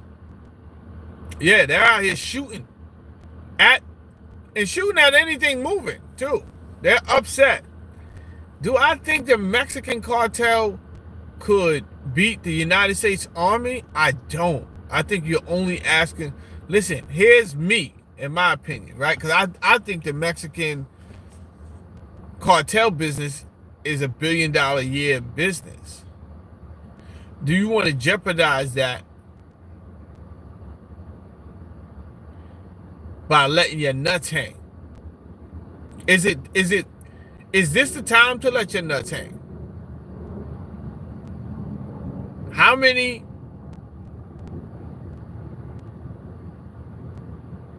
leaders of these cartels have been taken down before you, bro? Right? We've seen El Chapo just get taken down. You guys may have a lot of money, but let's remember they caught Saddam Hussein in the spider hole with $1 million cash. He was in the spider hole with $1 million. It's crazy. So what profit a man to gain the world and lose his soul? I mean, if you make all that money and then if America really put his clutches on you, if they put their paws on you, bro, you're not going to be able to. You may be El Jefe to some people that don't have as much money as you, but I assure you, if they put a 10th of the power behind their punch, it's going to cause you death. It's going to cause you some harm. Cartels. It's going to cause you some harm. They too strong, bro.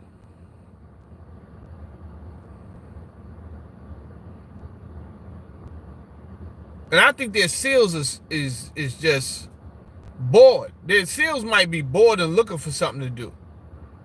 So you might be barking up the wrong tree totally when it comes to the United States military. You guys are not trained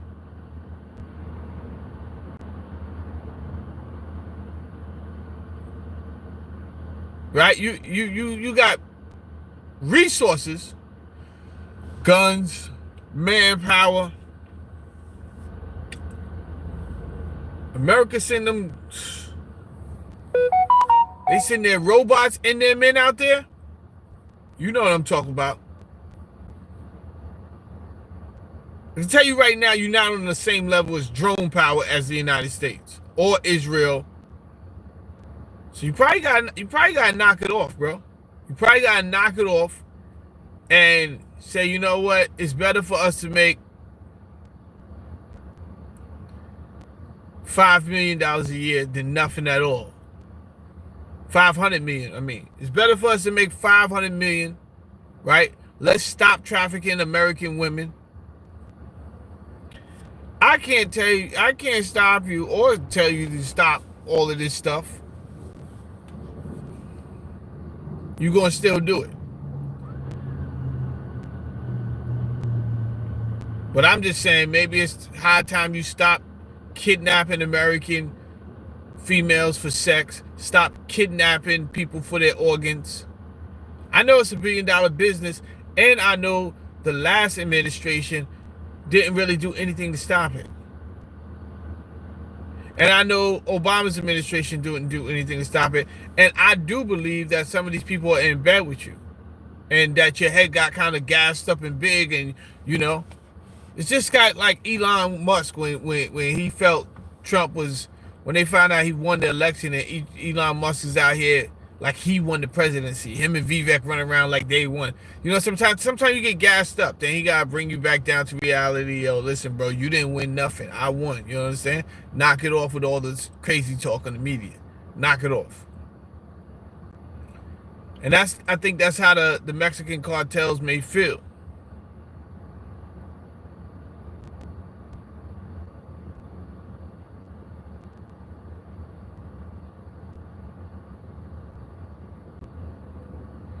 Hit the like button while you're here, though.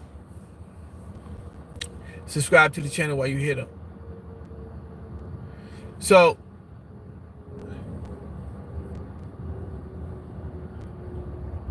I can't believe the United States, in my opinion, has allowed this many people to get kidnapped and pushed into that sex trap, that $1 billion sex trade.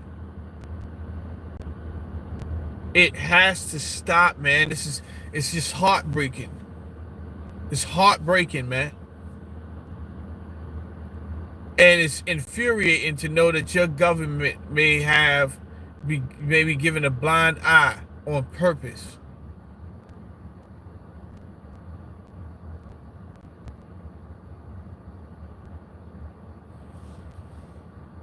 Economic matters. Sure.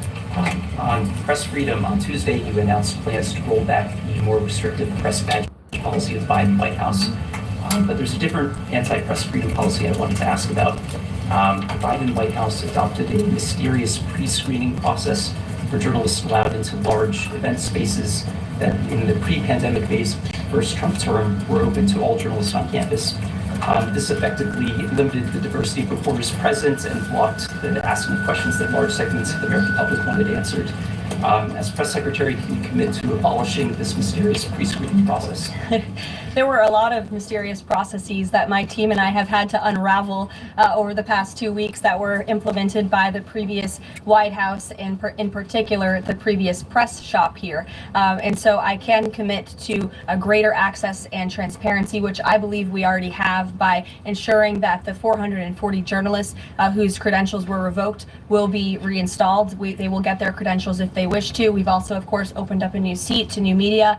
And as far as open press events here at the White House, if we tell you it's open press, it's open press. So just to confirm, this pre-screening thing is something you're aware of and you'll work to undo to the maximum extent possible. When we say something is open press, it will mean it's open press. Economic matters, and I can just ask them both at once. Sure. In New York City, Governor Hochul's congestion pricing went into effect this month. Vehicles that drive through parts of Manhattan have to pay a $9 toll. President Trump has made clear his opposition. He said that it's, quote, the most progressive tax known to womankind. Will the administration try to block this?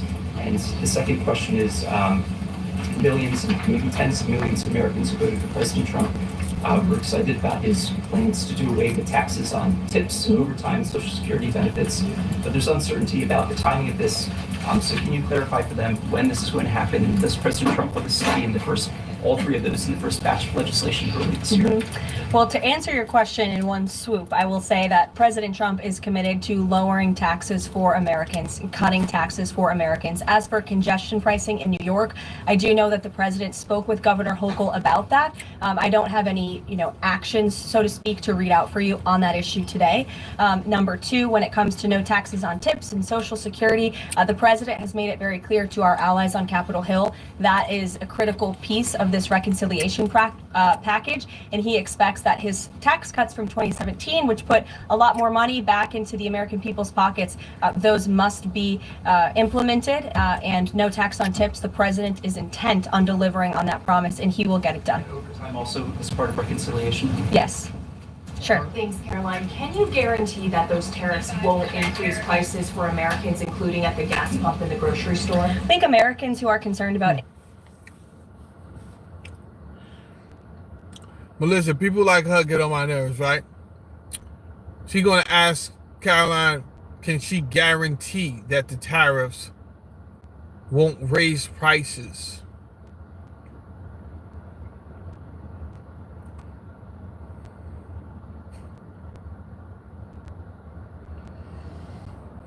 at the grocery store.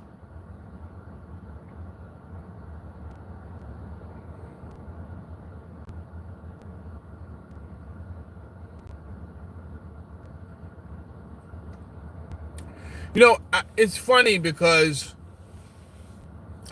I'm not saying that woe is me, Trump, because I think every administration has to inherit something, right? So Biden had to inherit whatever Trump left, and it wasn't all bad and it wasn't all good. But I think we just have to be real with ourselves, and if we're going to be real with ourselves, it's not like the economy was great when Trump got in. So he's putting on these tariffs now, and people are acting like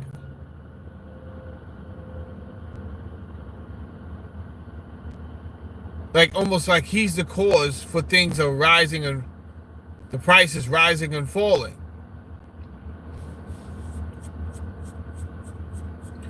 We wasted a lot of money, and I don't think we get that, right? We waste a lot of money. And the wasting of this money, first of all, in order for you to have a lot of money, you have to print a lot of money. Whether it is digital or not, you have to create. Let's use that word. You have to create a lot of money. They create a lot of money out of thin air. Just create it. And then they spend it. And then they spend it on unnecessary things. So the more money we create, the less valuable that money becomes. That's number one. Number two is to take that money that we created unnecessarily and to spend it on something that is not a priority contributes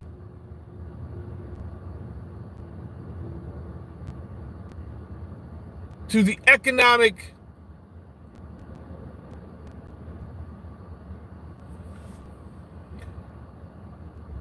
atmosphere that we're feeling now.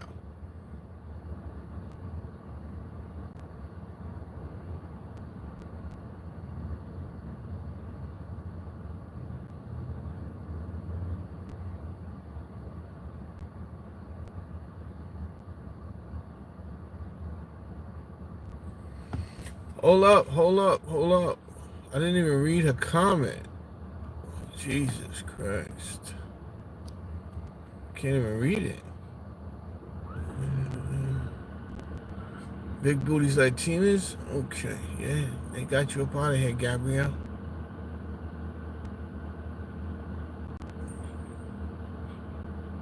They got you up out of here.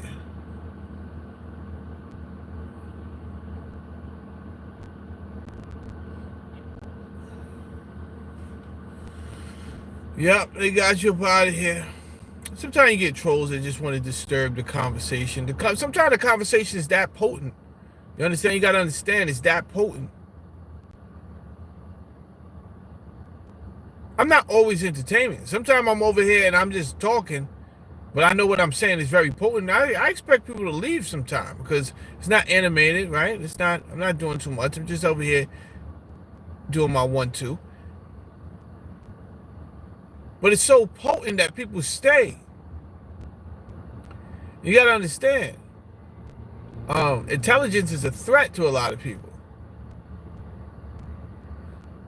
And people, they prefer the chaos because they're used to chaos. So chaos is familiar, but organization would be uncomfortable. It would be like, what is this? This is not how I'm used to operating. And people don't like change. So they already understand the chaos and familiar.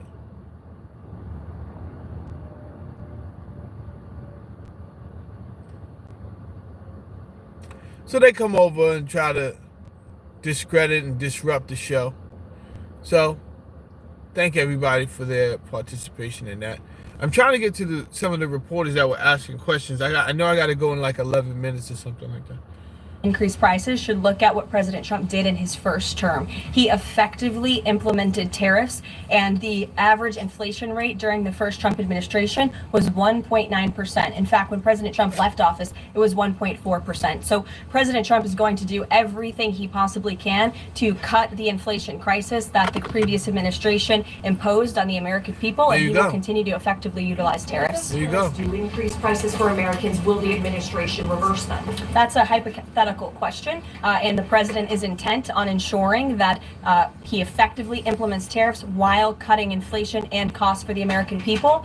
And the media has this way of just looking at everything in a microscope rather than looking at the whole of government economic approach that this president is taking. He will effectively implement tariffs. He's also, as I just answered from Stephen's question, committed to tax cuts. He's also clearly committed, as evidenced by his executive orders, to unleashing the might of our energy industry, which we know will eventually drive down inflation, and all the other economic measures that this president has made will have a Trump incoming economic boom, just like we saw in our first term. And has the White House Sure. found any Fox Business, yes, go ahead.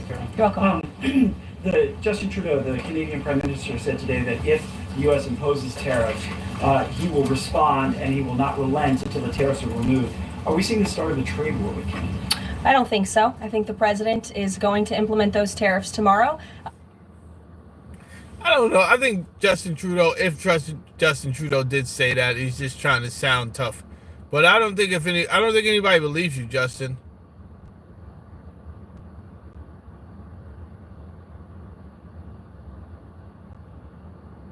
And anyway, do we need anything? Do we absolutely need anything from Canada that we can't get from somewhere else?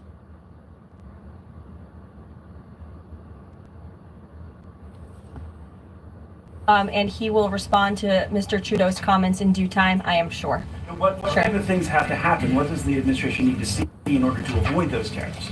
Well, the tariffs are incoming tomorrow on Canada. And the reason for that is because both Canada and Mexico have allowed an unprecedented invasion of illegal fentanyl that is killing American citizens and also illegal immigrants into our country. In fact, I have more language for you right here. Canada, Mexico, and China, which, as I mentioned, President Trump will implement a 10% tariff on China, have all enabled illegal drugs to pour into America. The amount of fentanyl that has been seized at the southern border in the last 2 years alone has the potential to kill tens of millions of Americans. And so the president is intent on doing this. And I think Justin Trudeau would be wise to talk to President Trump directly before pushing outlandish comments like that to the media.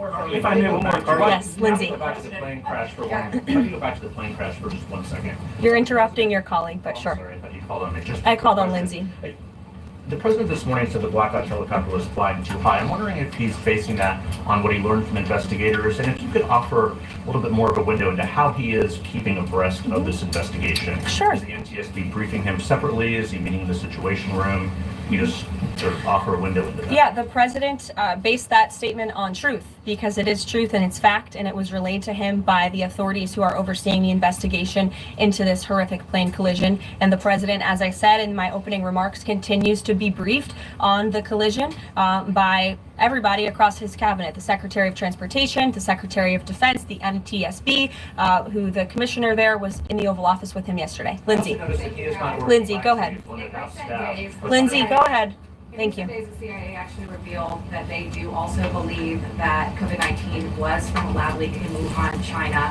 How is the president planning on responding to this additional intel from the CIA, and will it impact how he responds to the tariffs? Yeah, kudos to John Ratcliffe for revealing that truth and that fact to the American people. Many years too late, the Biden administration had a chance to let the American people know the truth about that, and for some reason, they chose not to.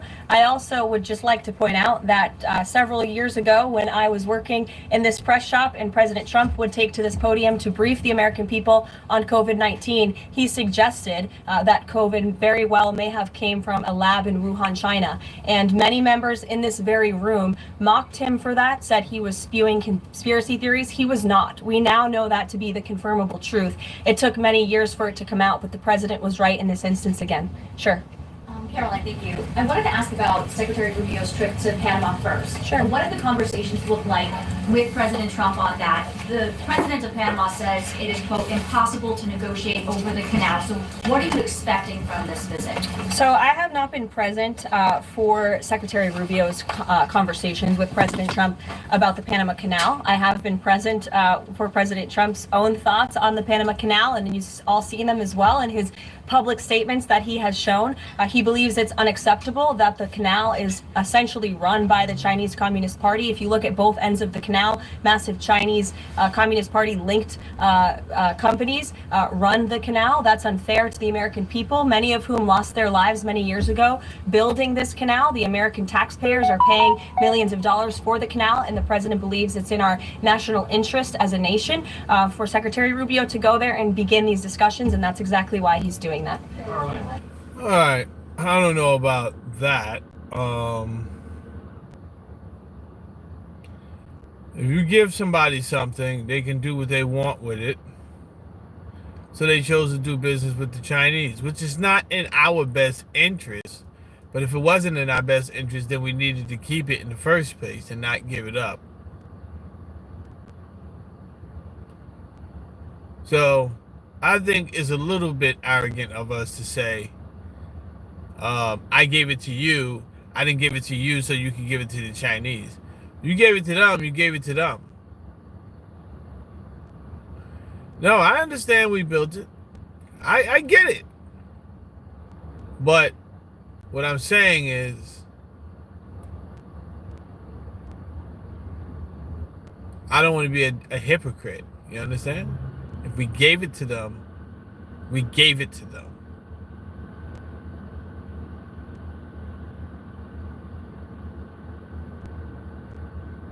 So if we sold it to them for $1, then we sold it. If there's nothing in writing saying, yo, I don't want you to ever do business with the Chinese, then now you're acting like a bully, right? And we might be a bully. I'm not saying that we're not, but let's not be naive and let's just admit what we are then at that point. Like, okay, call me what you want. I just don't like the fact that you're letting the Chinese run your canal, and now I'm about to do something about it. Just say that, right? But don't act like, yo, like we had some say-so in the matter, or they're doing something dishonest. Don't do that. They're not doing anything dishonest. They're doing what they feel is best for them. Maybe China came through with the good price and all that, and came through with a good offer and some good business.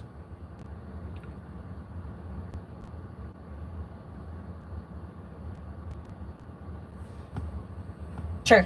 Thank you very much, Caroline. Is the United States in the process of pulling out of Syria militarily? Because the president wanted to do that in his first term as well, and he had a lot of pushback from the Pentagon and Congress.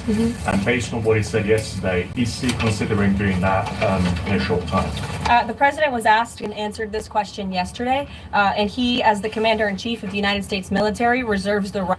I think at this point, Mel, they're gonna say everything is a matter of national security. Doesn't mean they lying. It doesn't mean they lying. What I'm saying is they overused it so much that it's like, okay, everything can't be a matter of national security, right? The border, matter of national security. Secure the border, bro. Secure the border.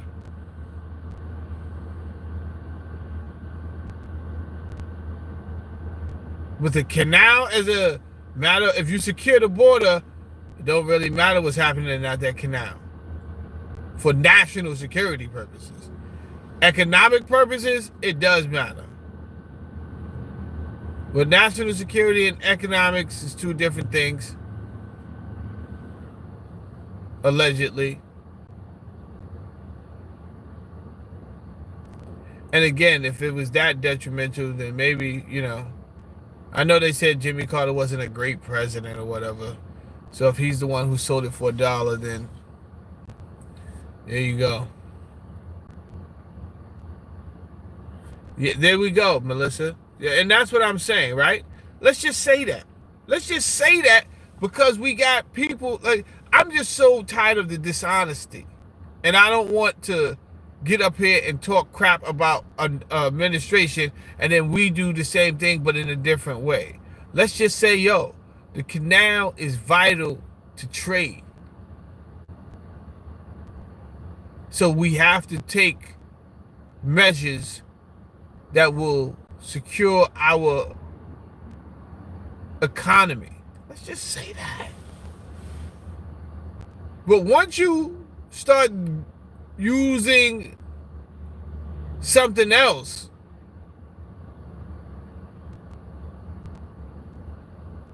it was about national security, and then really it was just vital to trade, like you said, and we didn't want them to have that leg up on us.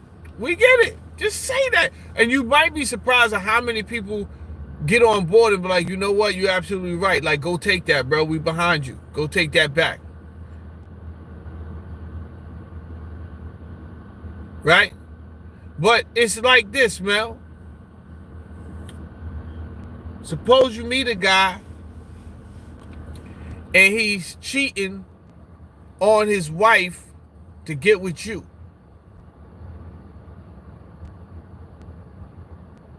He ends up leaving his wife and now he's with you.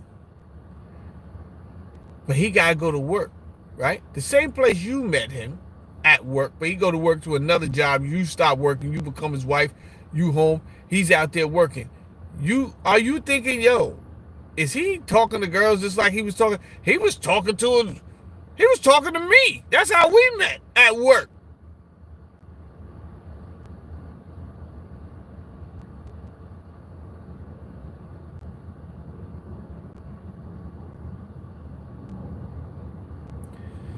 These people's behavior, if you're willing to do it, right? If this administration is willing to do it, use deceptive practices to get what they want, and not tell the people the truth. Right? Just tell the people the truth, man.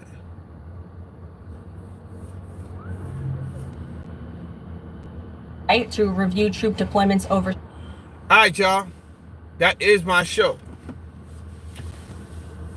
We only did 2 hours today. Straight music.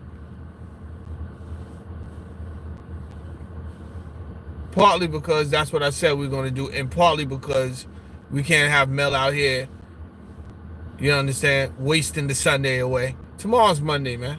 Tomorrow's Monday. We can't be wasting it away 5 hours.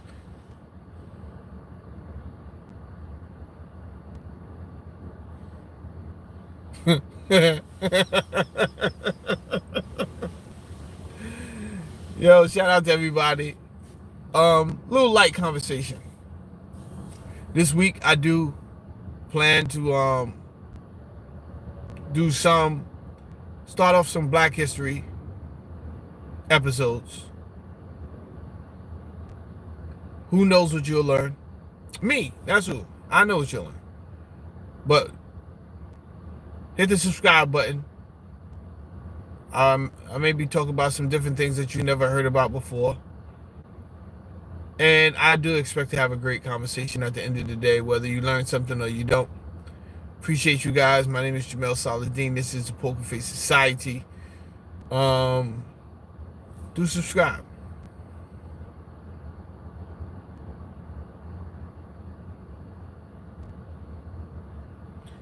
Mango milkshake, man, in the building. What you know about that?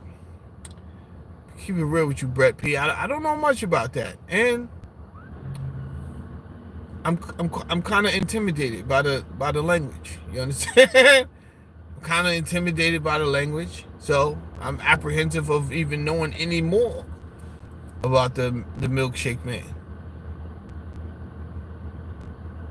I don't even know where that conversation would take me. But I'm gonna keep it 1,000 with you. I'm just gonna you got it. You got one fish on the hook. Uncle Andy's out here saying, yo, he loves mangoes. He doesn't even know what that means. Right? So he might have just subscribed himself to a whole new community.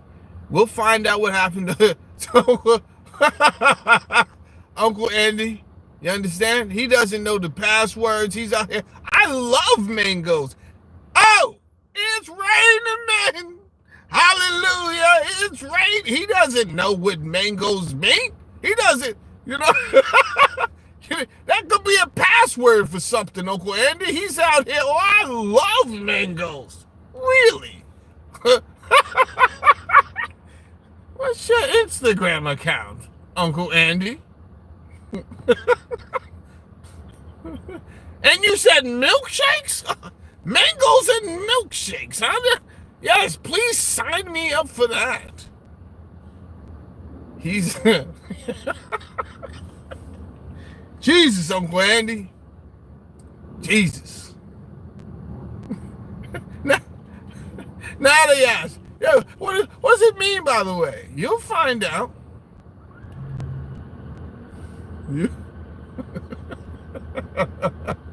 You'll find out.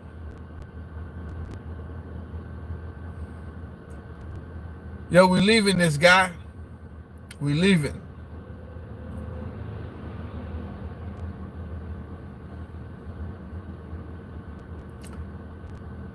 You didn't miss much besides some type of transaction, some type of black market transaction that took place between Brett and Uncle Andy. Something about mangoes.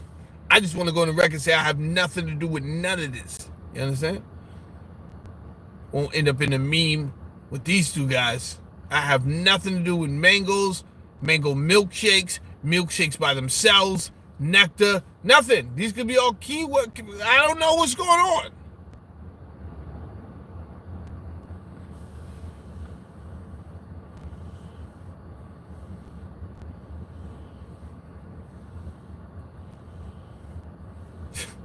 Peter, I don't got time for Peter today. I gotta go. Yo, love y'all guys, man. I'll see y'all tomorrow, man. Y'all crazy. Yo, enjoy your Sunday. God bless. You understand? Peace out.